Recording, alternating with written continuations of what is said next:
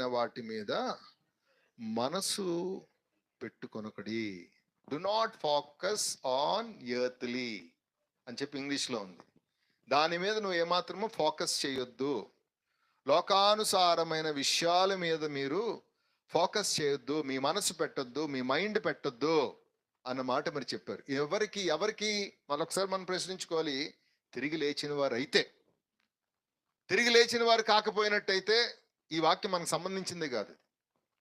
మీరు తిరిగి లేచారా? మారు మనసు కలిగిందా? బాప్తిజం మీరు తీసుకున్నారా? రక్షింపబడ్డారా? యేసుక్రీస్తు ప్రభువుని నిజరక్షకుడిగా మీరు అంగీకరించారా? ఆయన రక్తం ద్వారా కడగబడ్డారా? మీరు వెలపెట్టి కొనబడ్డారా? ఏం వెల అంటే సిలువ మరణము. ఆ రక్తము, పరిశుద్ధ రక్తం ద్వారా మనందరము ఆ రక్తము బయటికి రావడానికి యేసుక్రీస్తు ప్రభువు నలిగిపోయి చితుకుపోయారు.